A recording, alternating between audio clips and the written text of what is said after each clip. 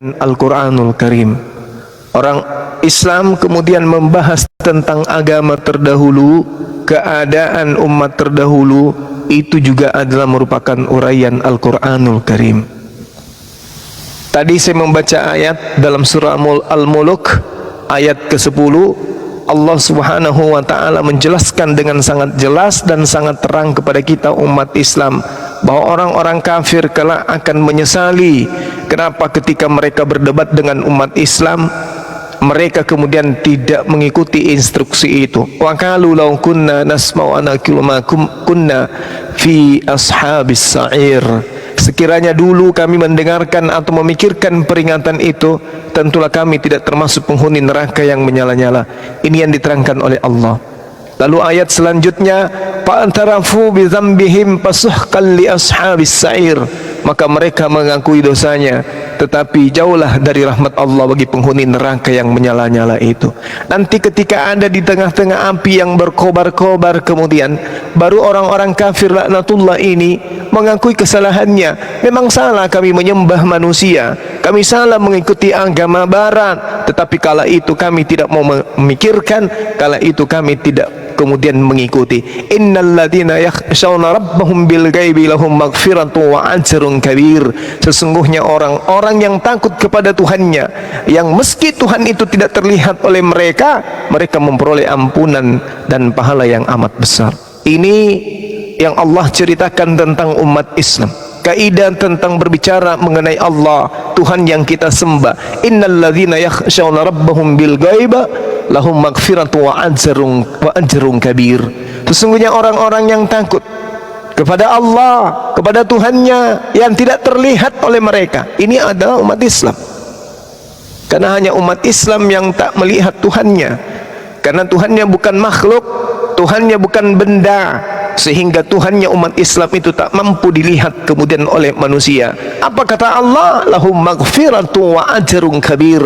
Mereka yang takut kepada Allah memperoleh ampunan dan pahala yang amat besar. Subhanallah, subhanallah. Sementara di tengah-tengah kita muncul sekelompok manusia yang bisa melihat sembahan mereka. Kenapa mereka bisa melihat sembahannya? Karena makhluk, anak bayi. Berbeda dengan Tuhannya para nabi. Laisa kamitslihi syai', tidak serupa dengan apapun. Wa asirru qawlakum aw ijharu bi innahu alimun bizatis sudur. Dan rahasiakanlah perkataanmu atau nyatakanlah kemudian, sungguh Allah Maha mengetahui segala isi hati.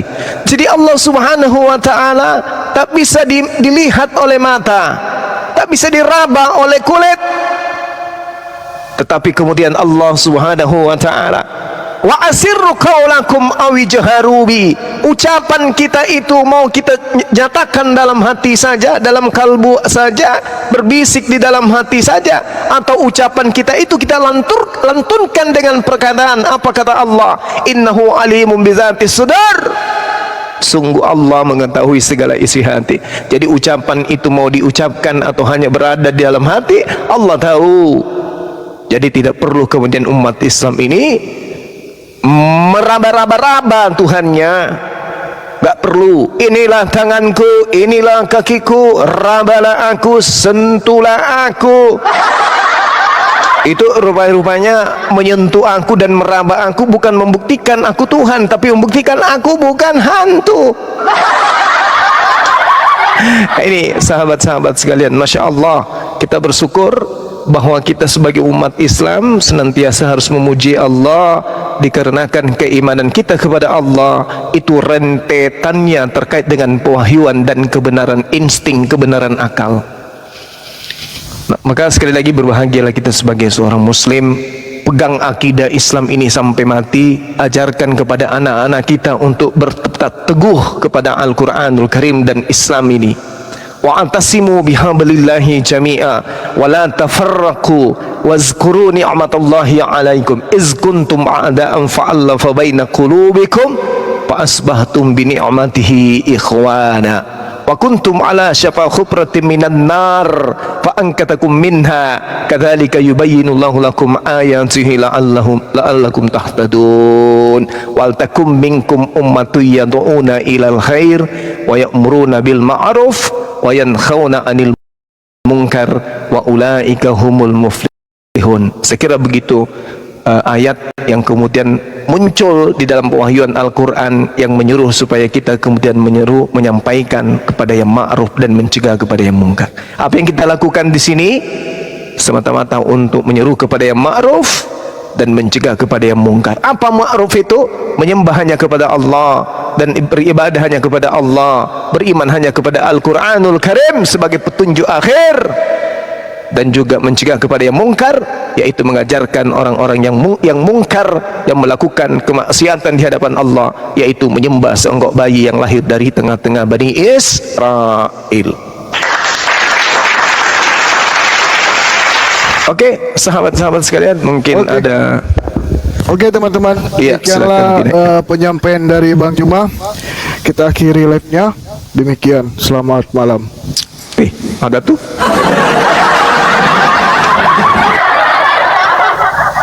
Gitu ya. Alhamdulillahirabbil alamin. Ya, mana tahu ada penyembah senggok bayi, silakan dinaikkan.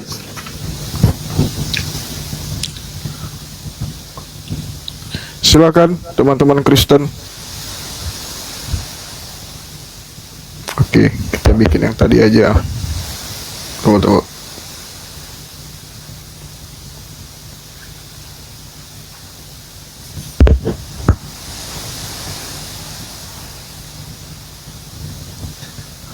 Belum ada nih.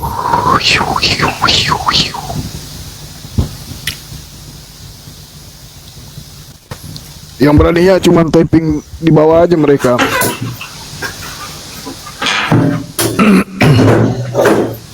Ya betul Bang, berakal dulu baru beriman. Assalamualaikum warahmatullahi wabarakatuh. Kanda Petalempu. Wabarakatuh. Masya Allah. Ini salah satu Andre Guruta ini. Agak ribet tuh. Lagi nggak di tempat beliau.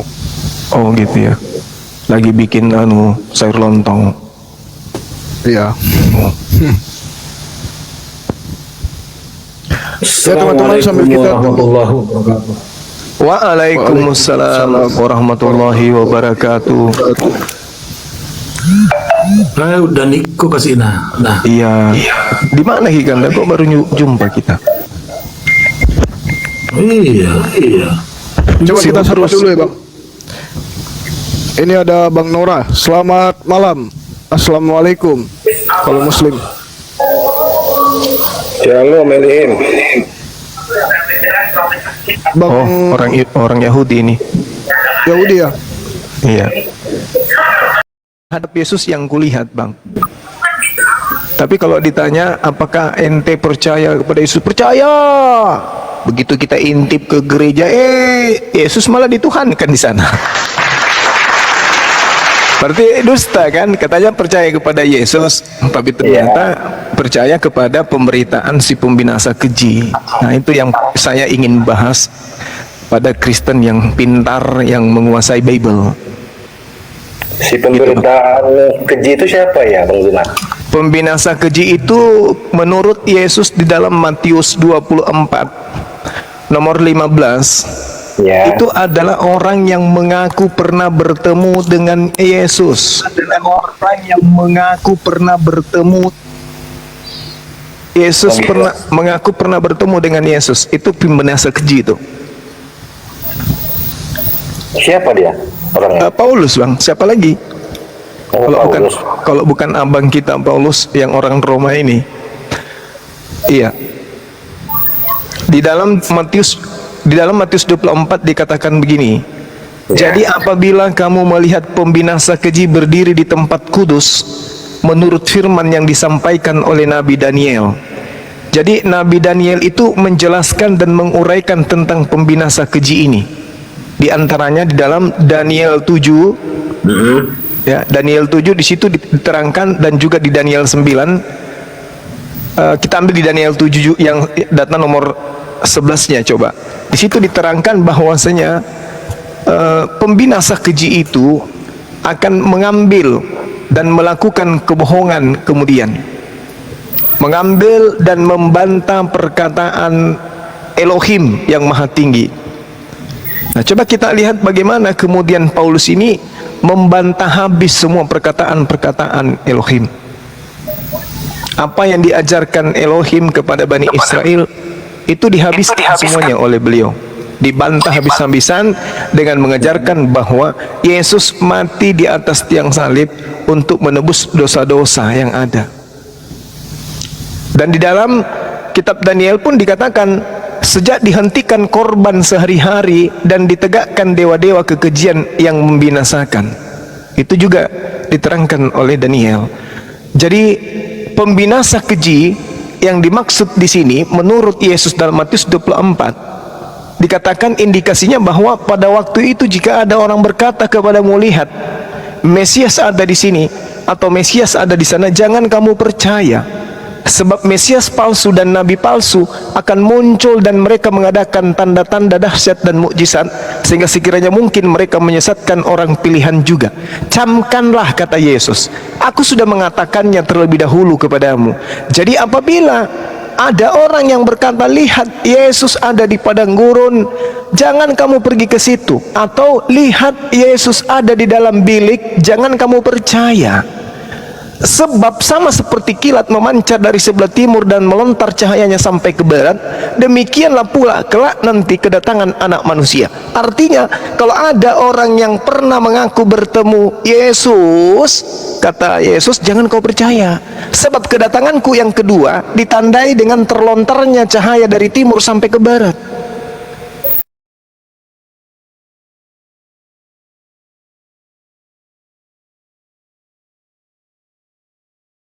Nama lain dari Paulus apa?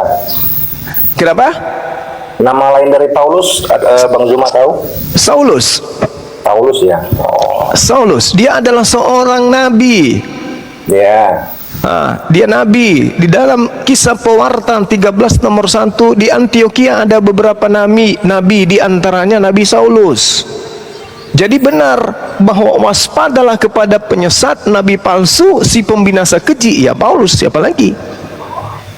Yang mengaku pernah bertemu Yesus di padang gurun kan hanya Paulus ketika dia ke Damsik. Yang pernah mengaku bertemu Yesus di dalam bilik. Bilik itu dalam bahasa Yunaninya adalah simtemeo, artinya kamar rahasia. Ya Paulus, kamar rahasia itu adalah sel, kamar penjara, dan di dalam penjara Paulus pun mengaku bertemu dengan Yesus. Maka orang-orang Yahudi tidak pernah percaya kepada Paulus ini. Hanya orang Roma, orang Belanda, orang Portugis, orang Indonesia Kristen yang percaya kepada Paulus. Itu jelas, Bung. Silakan. Oh gitu. Ya. Jadi saya mau tanya sama Bang Zuma, arti kalimatullah itu apa, Bang? Kalimatullah itu adalah kalimat Allah. Seruan Allah, instruksi Allah, kehendak Allah. Gimana? Bukan firman Allah. Yes, firman Allah. Firman itu kalau kita pahami perkataan, ya itulah dia, firman Allah. Jadi Yesus bukan kalimatullah. Yesus itu makhluk manusia yang berasal dari kalimatullah. Berarti kan dia firman Allah gitu. Benar, kita semua ini adalah firman Allah. Tak Ya. ada makhluk di atas muka bumi ini yang bukan firman Allah, semuanya.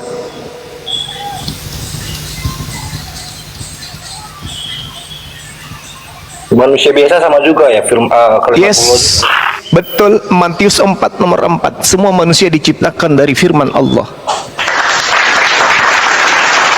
Menurut Quran, manusia tercipta berbentuk dari apa? Gimana? Menurut Quran, manusia itu terbentuk dari apa? Semua manusia itu asal mulanya adalah tanah, termasuk Nabi Isa alaihissalam.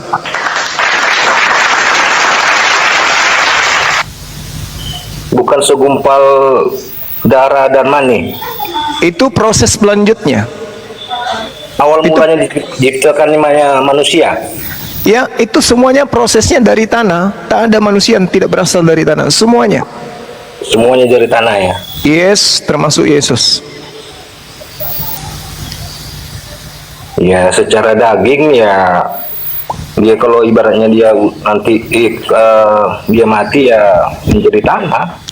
Iya, bukan asalnya manusia itu semuanya dari tanah. Mau Adam, mau Hawa, mau Yesus, semua dari tanah. Inna mathala Isa indallah kamathali Adam, khalaqahu min turab. Semua dari tanah. Tak ada yang dari angin, tak ada. Asal mula penciptaan manusia itu dari tanah semuanya. Adam dari tanah, kita dari tanah, ayah kita dari tanah, Yesus dari tanah. Kenapa dikatakan dia dari kalimatullah? Maksudnya kehamilan Maria itu berasal dari kehendak Allah, dari firman Allah, dari instruksi Allah, bukan dari sperma laki-laki. Itu maksudnya. Bukan dari kehendak seorang manusia atau dua orang manusia. Yuk, mari kita yuk untuk bikin anak. Bukan. Seperti kita ini berasal dari kehendak orang tua kita. Orang tua kita bercumbu, kita ada. Tapi kalau Isa, Yesus itu berasal dari kalimatullah, berasal dari kehendak. Makanya ketika malaikat Roh Kudus datang kepada Maryam, ditanyakan oleh malaikat Jibril kepada Maryam, apa kata Maryam? Bagaimana mungkin aku hamil? Bagaimana mungkin, kata Maryam, qalat rabbi anna yakunu li waladu wa lam yamsasni bashar. Bagaimana mungkin aku akan mempunyai anak padahal tidak ada seorang laki-laki pun menyentuhku. Qala kadzalikillahu yakhluqu ma yasha. Kemudian malaikat ini berkata kepada Maryam, demikianlah Allah menciptakan apa yang Allah kehendaki. Idza qada amran fa innama yaqulu lahu kun fayakun. Apabila Allah hendak menetapkan sesuatu, dia hanya berkata kepadanya jadi, maka jadilah. Hamil, maka hamil. Maka kehamilan Maria bukan dari hasil tapi dari hasil kehendak kun fayakun. Makanya Nabi Isa disebut berasal dari kalimatullah. Bukan berarti firman itu jadi Tuhan, firman itu menjadi daging lalu jadi Tuhan, bukan. Tapi Yesus Gimana? berarti Yesus manusia yang suci. Ya, betul. Karena itulah dia haram hukumnya dibunuh di atas tiang salib, karena dia adalah manusia suci. Gak boleh, haram hukumnya. Makanya saya katakan tadi sore kepada beberapa orang Kristen, yang Kristen sembah selama 2000 tahun itu adalah iblis. Al-Quranul Karim menjelaskan dengan sangat tegas bahwasanya yang mereka sembah selain daripada Allah itu adalah setan. Itu Al-Quran menjelaskan, iyad'una min dunihi illa inatha wa in yad'una illa syaitanan marida. Yang orang Kristen sembah itu hanyalah setan yang durhaka. Mari kita buktikan. Di dalam Yohanes 6 nomor 70, Yesus mengatakan, bukankah aku yang memilih engkau yang 12 dan satu di antaramu adalah setan. Siapa setan ini? Yudas. Kenapa Yudas ini kenapa orang Kristen saya katakan menyembah setan? Karena yang disalib itu bukan Yesus tapi Yudas. Maka kalian menyembah manusia yang ada di atas tiang salib sama dengan kalian menyembah Yudas, sama dengan kalian menyembah setan. Itu kan versi Bible, bukan versi saya, versi Bible. Iya, yang Anda bilang tadi menyembah setan itu kan versi kitab Anda tadi bilang. Yesus mengatakan di dalam Yohanes 6 nomor 70, satu di antaramu adalah setan, yaitu Yudas. Iblis merasuki Yudas supaya dia nanti yang dituhankan. Berarti yang kalian tuhankan selama ini adalah iblis. Karena yang mati di atas tiang salib itu bukan orang suci. Yang mati di atas tiang salib itu adalah orang terkutuk. Tidak percaya? Tanya Paulus. Wahai Paulus, yang mati di atas tiang salib itu orang suci apa orang terkutuk? Paulus akan mengatakan, orang terkutuk, Cahayu. Mana buktimu, wahai Paulus? Baca surat saya dong, Galatia 3 nomor 13. Sebab tertulis, terkutuklah orang yang mati di atas tiang salib. Berarti yang disalib adalah orang terkutuk kan? Yesus orang suci. Manalah mungkin, mustahile orang suci itu menjadi tumbal bagi penjahat-penjahat. Assalamualaikum. Waalaikum. Seperti itu, saudaraku. Lanjut. Ya. Tapi kami umat Kristen tetap percaya bahwasanya Yesus adalah bentar dulu, saya kasih waktu saya 2 menit aja. Iya, silakan. Nah, bahwasanya Yesus adalah Tuhan dan kami ajarannya ajaran penuh kasih, kami tidak ada mengganggu agama lain ketika kami ketika kami beribadah, orang lain beribadah kami tidak ada mengganggu dan kami mewariskan ajaran kasih dari Yesus. Bang, Orang itu berbuat jahat kami tidak membalas, Bang Juma. Oke. Orang menghujat kami ya mendoakan dia. Itulah ajaran Yesus, ajaran penuh kasih. Nah, kan itu dia. Saya bangga menjadi Kristen. Saya tidak pernah orang lagi beribadah diusir, di demo gitu. Yesus tidak pernah mengajarkan ajaran seperti itu. Yesus mengajarkan ajaran kasih. Ya, itu kalau menurut saya ya. Kami bangga menjadi murid Sebentar, Yesus. Bang Juma sepertinya keriput. Ya, sambil nunggu Bang Juma dan yang lain para guru semua. Assalamualaikum warahmatullahi wabarakatuh yang baru gabung dari Muslim. Ya, sambil nunggu Bang Zuma ya. Pak, Anda lupa bagaimana Anda mengatakan agama Anda ajaran kasih, sementara agama Anda diawali dengan kekejian, Pak. Apa itu? Ya, pembunuhan terhadap manusia yang tidak bersalah. Bagaimana mungkin Anda mengatakan ajaran kasih, sementara awal mula saja itu dengan pembunuhan terhadap manusia yang tidak bersalah?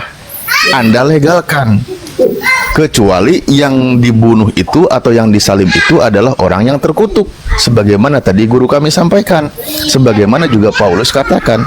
Begitu. Lanjut, guruku sudah kembali. iya.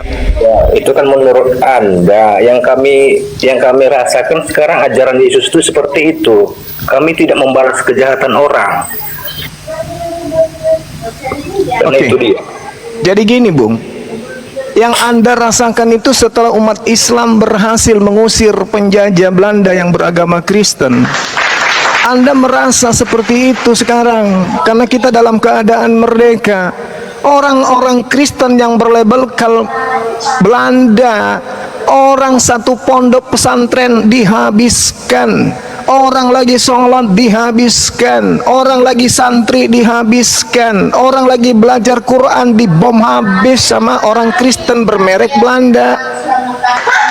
Baru Indonesia merdeka ininya, baru Anda merasakan damai-damai itu. Kenapa? Karena kami punya nenek moyang berhasil mengusir orang yang mewariskan agama kepada Anda. Abad 20 lah baru Kristen itu tenang-tenang, terlihat tidak membunuh, terlihat tidak menjajah. Di bawah abad ke-20 sampai abad pertama, Kristen kemanapun pergi tak ada sejengkal tanah di atas muka bumi ini yang nyawa tidak melayang oleh Kristen, berdasarkan mereka politik yang mereka bawa, ekonomi yang mereka bawa, unsur kemerdekaan, unsur negara yang mereka bawa. Tapi pada intinya itu adalah amanat Bible. Coba aja Anda pikirkan, Kristen berdiri di atas pembunuhan Tuhan. Apa nggak sadar itu? Tanpa pembunuhan terhadap Yesus, Kristen tak ada. Jadi yang melatar belakangi kemudian pembunuhan agama Kristen berdiri, ya pembunuhan yang dipelopori oleh setan, iblis. Makanya saya katakan yang kalian sembah itu setan. Begitu juga Paulus mengawali karirnya dengan pembunuhan. Habis membunuh, bertaubat dia, berpura-pura menjadi domba, padahal dia serigala, pembinasa keji. Paulus itu pembinasa keji. Andai saja Indonesia tidak merdeka, Bang, Anda tidak akan tenang ibadah. Berterima kasihlah kepada umat Islam. Ya, silakan. Sampai sekarang pun tetap juga nggak tenang beribadah, Bang Zuma. Tetap digusur kami mendirikan. Oh, di mana itu? Oh, kasihan kali ya Allah. Di mana itu terjadi? Gereja tidak dikasih apa? Oh, izin. Mama, di mana itu terjadi penggusuran gereja? Di Surakarta, Robe? Sekarang, Bang Zuma. Di mana itu? Masa nggak tahu? Di mana? Masya nggak tahu. Kristen itu selalu gitu, selalu paling tersakiti, selalu paling terlukai. Padahal pemakaman 40.000 jiwa satu lubang beredar dan tersebar di seluruh bumi pertiwi yang dilakoni oleh penjajah yang beragama Kristen. Anda tidak lihat? Selalu playing victim. Kalau kalian itu kami terzolimi. Apa yang terzolimi? Dan sampai hari ini pun orang Kristen tak ada satupun yang mampu menjawab apa keuntungan negara ini dengan adanya Kristen di Indonesia. Apa keuntungannya? Dengan adanya agama Kristen itu apa? Apa manfaatnya untuk negara ini agama Kristen itu? Tak ada satupun. Tapi orang-orangnya bermanfaat karena dia adalah anak bangsa. Tapi berbicara mengenai keyakinan agama, tak ada gunanya agama Kristen itu untuk negara ini, tak ada. Tunjukkan satu, apa manfaatnya Bible untuk Indonesia? Apa manfaatnya Kristen untuk Indonesia? Ada satu aja. Kalau ada saya nikah lagi besok. Kalau ada manfaatnya Bible, kalau ada manfaatnya kitabnya orang Kristen, kalau ada manfaatnya agama Kristen untuk Nusantara ini, tunjukkan sepotong. Kalau ada satu, saya akan menikah lagi besok kalau ada. Tapi saya nggak ada manfaatnya. Oke, boleh saya. Tapi orang-orangnya bermanfaat. Misalnya mereka buka usaha, kemudian ada karyawan-karyawan Islam, atau ada perusahaan Islam, perusahaan negara, ada orang-orang yang beragama Kristen masuk. Tapi itu tidak dipandang dari agamanya. Tidak dipandang dari agamanya. Boleh saya tanggapi? Maka tak akan ada orang Kristen yang mampu menunjukkan manfaat agama Kristen untuk Indonesia, itu tak ada. Silakan.